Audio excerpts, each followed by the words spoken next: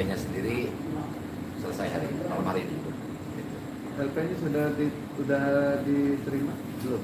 Oh sudah di Polda.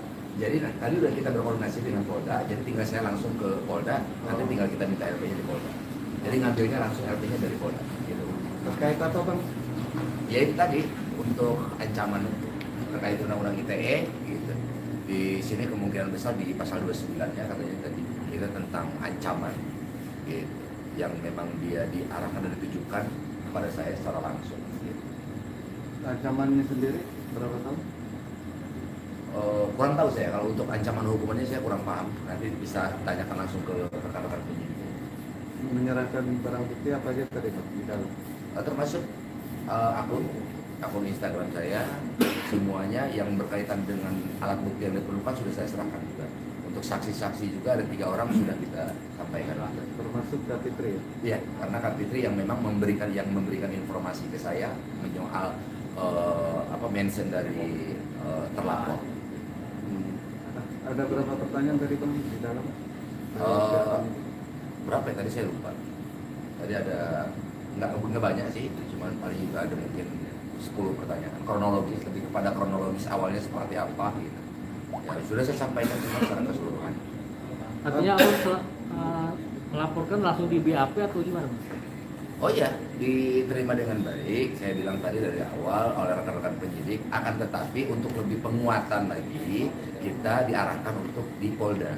Jadi nanti ke tim Cyber Polda. Jadi nanti LP-nya dari Cyber Polda. Alasannya dilimpahkan kenapa bang? Ya. Karena kan PKP-nya nggak jauh dari.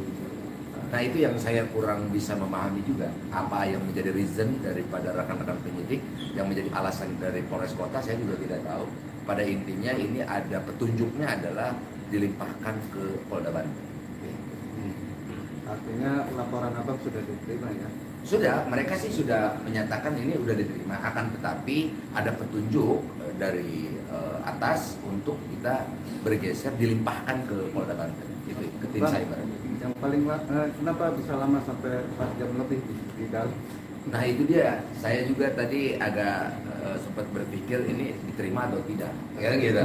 Nah tapi ternyata bukan persoalan itu, karena ternyata proses untuk menerima laporan ITE itu berbeda dengan PIDUM, dengan pidana umum ataupun dengan proses yang lainnya, itu berbeda karena harus ada gelar terlebih dahulu untuk bisa memastikan bahwa alat-alat bukti yang sudah diterima oleh pihak mereka ini memang betul-betul masuk dalam delik pidananya gitu. Kalau misalkan memang masuk, mereka akan terima. Kalau tidak masuk, mereka nggak akan terima.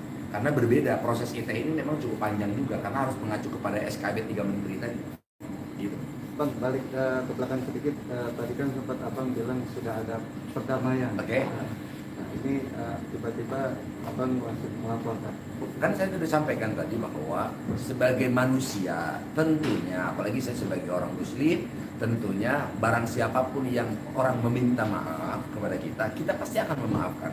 Akan tetapi sebagai warga negara yang baik, yang taat hukum, ya kan, harus kita mematuhi peraturan yang ada, regulasi yang ada, undang-undang yang ada, di mana proses hukum tetap harus dilanjut agar supaya apa? Itu menjadi efek jerah dan supaya menjadi sebuah bahan evaluasi lagi ke depan untuk tidak melakukan hal yang sama kepada orang lain. Karena sekarang ini yang berbahaya itu bukan hanya sekedar mulut, tapi jari-jari ini.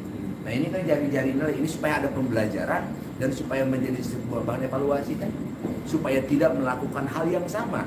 Tidak sembarangan, tidak kotor kita punya mulut, tidak sembarangan kita punya jempol, punya jari ini. Ini jadi bahan evaluasi.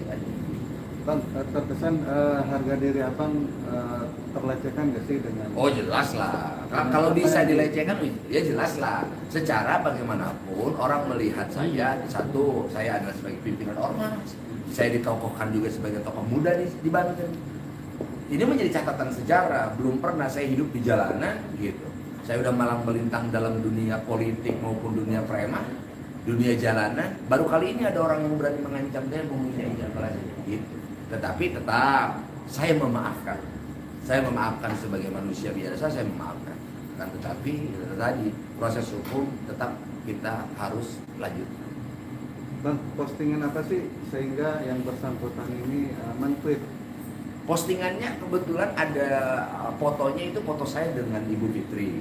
Dengan Ibu Fitri fotonya, captionnya itu saya mempertanyakan siapa sih yang mau nginjak-nginjak Kak Fitri, yang mau nginjak-nginjak kepalanya Kak Fitri, itu mention captionnya seperti itu.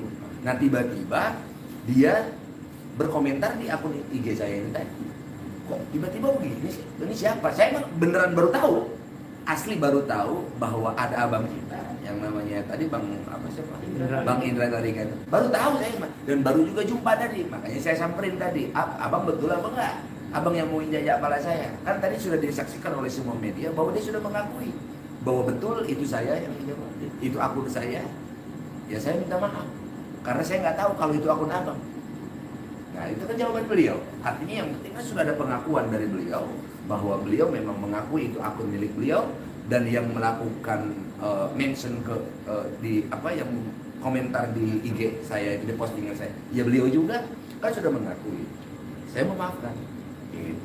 Apakah landasan pengakuan itu akhirnya bentuk bukti abang untuk melaporkan? Salah satunya itu.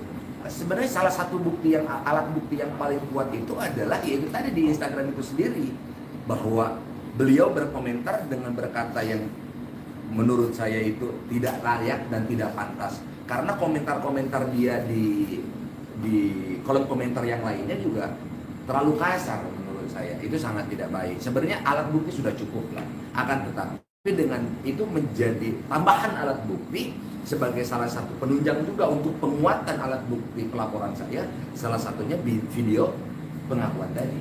Gitu. Oke. Cukup ya?